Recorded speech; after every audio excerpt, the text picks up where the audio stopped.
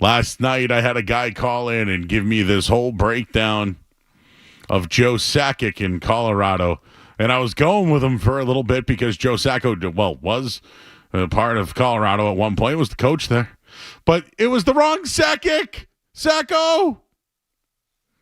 We'll get into more of that coming up in just a little bit. Phone number here is 617-779-0985. This is the last time I can really give a breakdown of Patriots and Dolphins this weekend.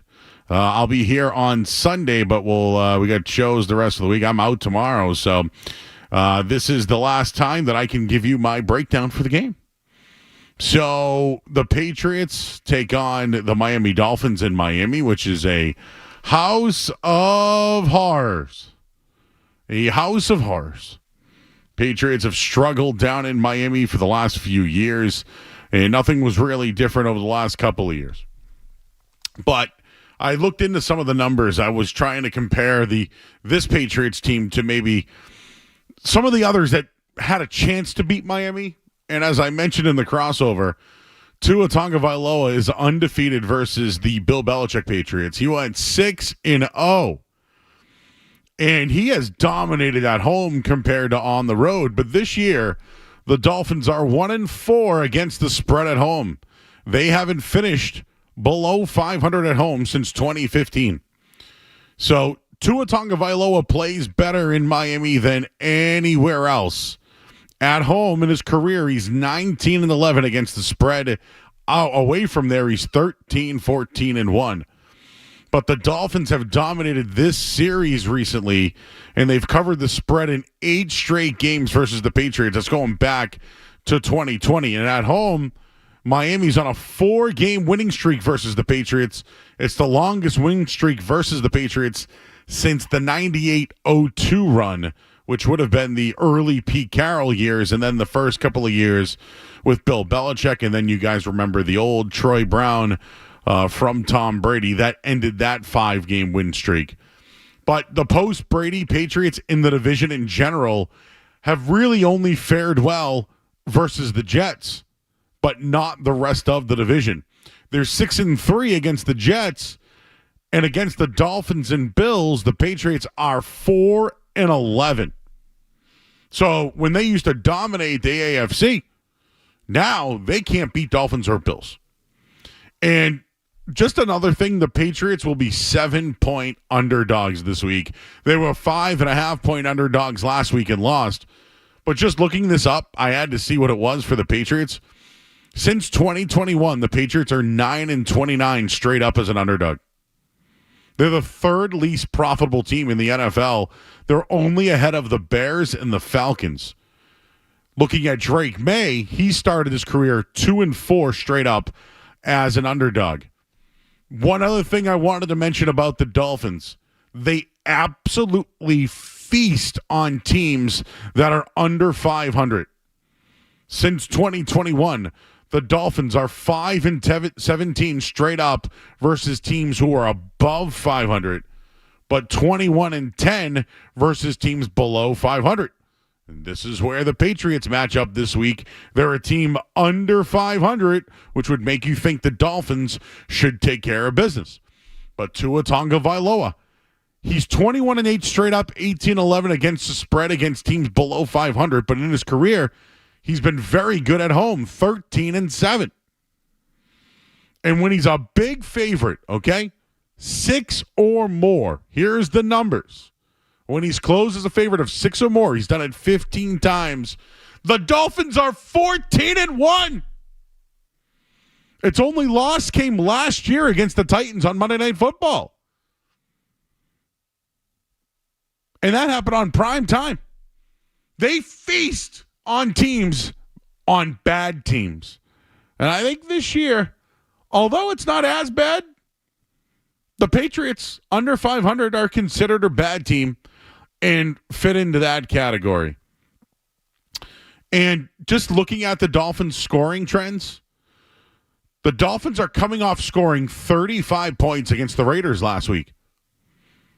And of the 6 teams Drake May has faced in the NFL, the opposing offense has scored a max of 23 points the game before playing New England. The only team was the Texans, who beat the Patriots. They dropped 41 on them.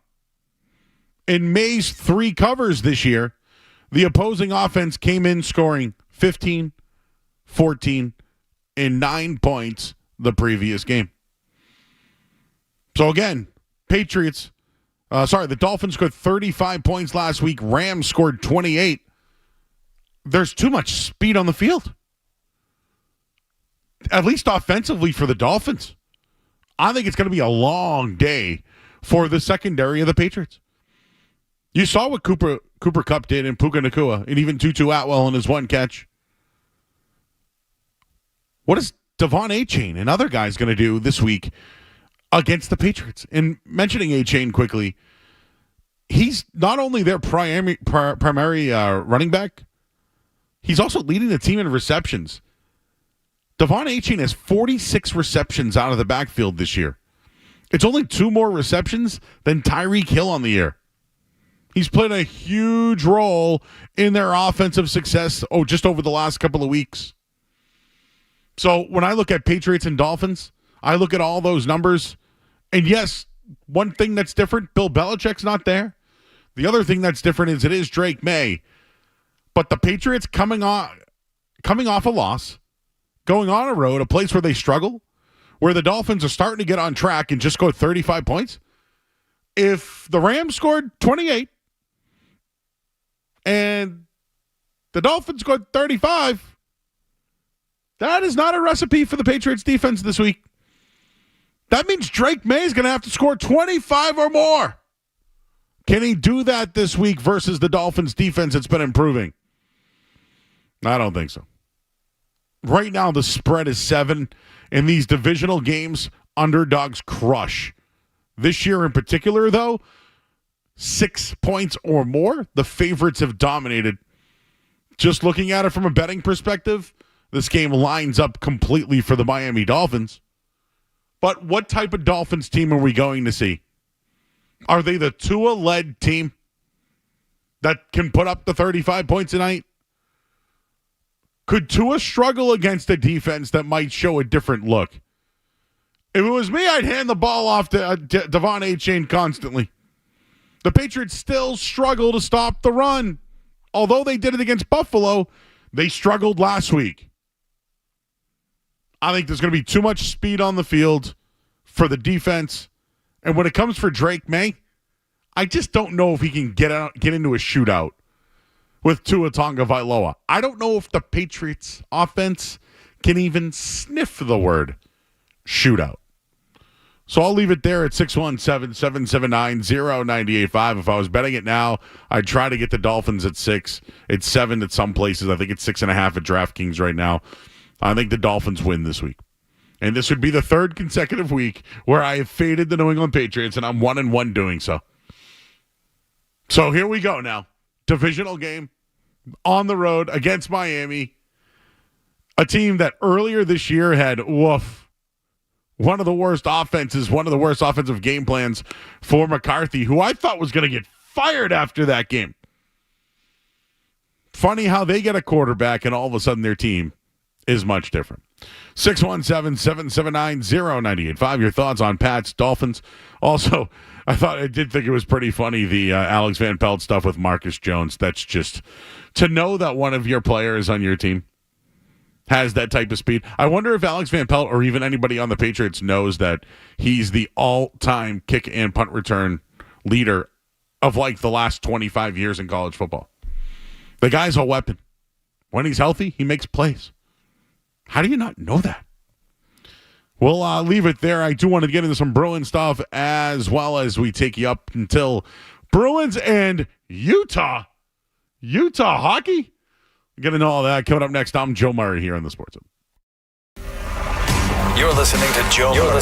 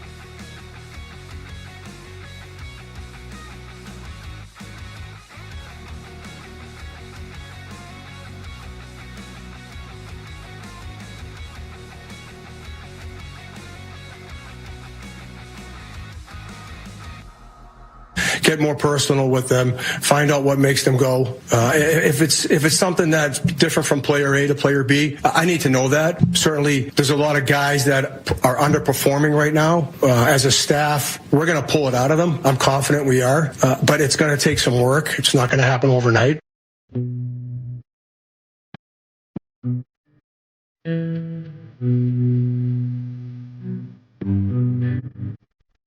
All right, back here 98.5 The Sports Hub. I'm Joe Murray. Got another 10 minutes to go here before Bruins hockey. By the way, what a miserable night out there. You know, I'm going to be here. Skaz is going to be here. Skaz is going to work the game. I'm going to do in between the periods for the Bruins that are coming up in just a little bit. I'll have the game on. I'll have the football game on tonight. So, although it's gloomy outside, it's a nice night to pop on the old television. But you're heading to the Garden tonight. Whew, it is dark. It is rainy. It is nasty. So at least can you get a good hockey game tonight? You're playing against a Utah team that they should beat. They've already seen them this year. You just made a big move. You get all these guys being accountable. Charlie McAvoy is going to bounce back. Joe Sacco says he's going to pull it out of everybody. Don Sweeney's trying to defend the free agents. It's just everybody. Yeah, yesterday, Pasternak's like, man, we let a good man down. Just show it tonight, will ya? And listen, as a bettor, I love to back the team that just fired their coach. Would love that. So I had to look at the betting line. It's minus 155 tonight. So for the average bettor, 155 gets you 100. It's kind of juicy. I don't know if I'm into that yet. But we do see the debut of Joe Sacco, who has been with the organization now for many years. Was a former head coach of Colorado. But it's kind of interesting. Everyone's talking about coming back. Everyone's trying to get the best out of them.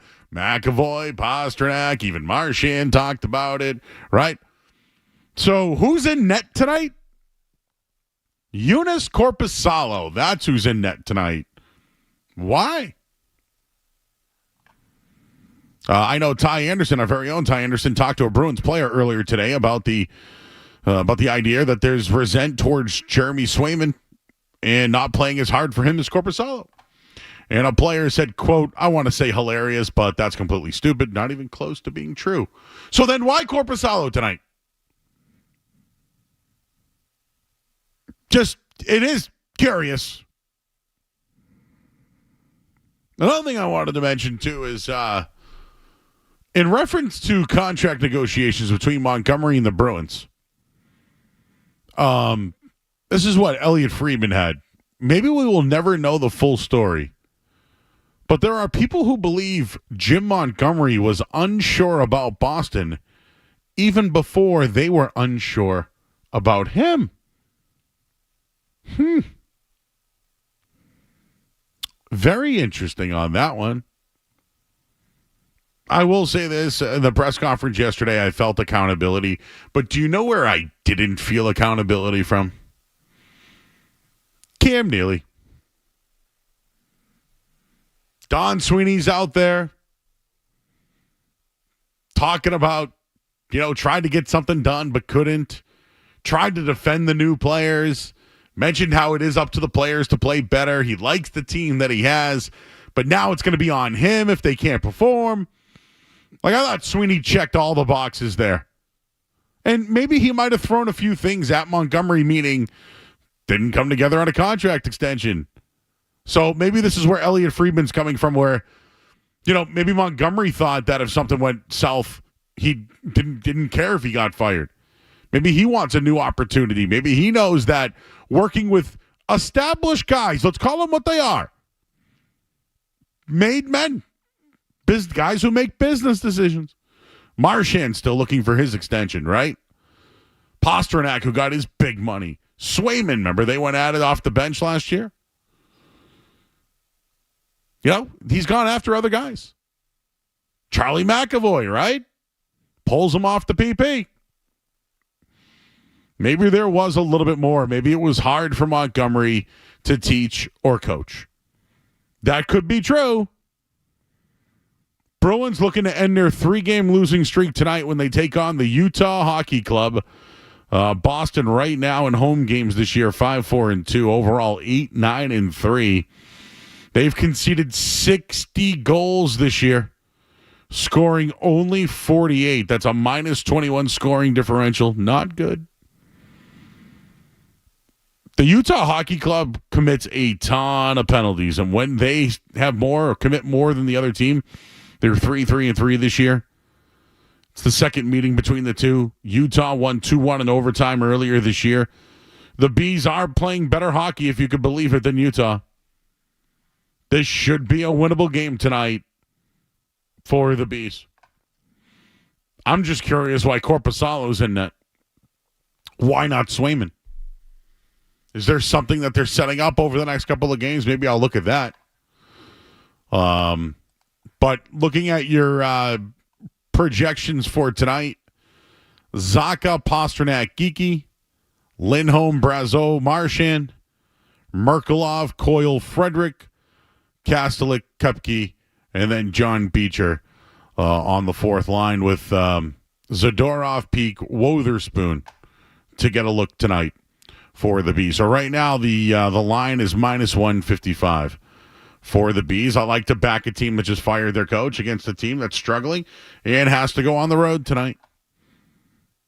Kind of where I stand on that one. I'll get to your calls in a second here. I just wanted to bring this one up. I gave you some numbers on the Patriots and how they've struggled against or just struggled in Miami in general. In Gerard Mayo's last 8 games in Miami. So this is him, player. The Patriots have a 2-6 record. He's 0-3 as a player, 2-3 as a coach. So he has one there. He just was the linebackers coach. Just wanted to give you those numbers. We got Bees in Utah tonight. Let's talk with Charlie in Watertown. Hey, Charlie. Hey, Joe. Listen, I really do not like Brad Marchand as captain of this team. I cannot stand that nonsense shtick that he has in the runway, bouncing off people, acting like an idiot. He is not a dignified leader. He's not a serious captain. He doesn't provide the leadership that team needs. And I think the whole culture of that team starts and ends with him. And I would not be disappointed if they didn't extend Marchand. And they traded, they got rid of Bobby Orr, they got rid of Phil Esposito. They can certainly get rid of Brad Marchand. And I think that team needs an enema. And I think he's the guy that really has to go. So that's my opinion. And I'm interested in your thoughts on the way he carries himself. I would try to bring this guy back. I think he kind of stands for what the Bruins are all about. My only thing is maybe you got to acquire somebody so maybe he can play third line instead of second line. I think that's one of their biggest issues right now is really they don't have wings that are second line compatible. They don't really have a top 6. They don't. And I don't know what they're going to have to give up. They have to move on from someone to get some sort of wing in here. But I don't know. Trading Marchand? Not sure that's in the cards. Tom is in Westboro. Hey, Tom. Joe, I've heard a bunch of shows talking about that they haven't re-signed Marchand. Do you think there's any way that he's told management that he's retiring at the end of the year with all of his injuries and they're just not, bringing it up? It's kind of on the hush-hush. Yeah, that's just a storyline that holds over the team.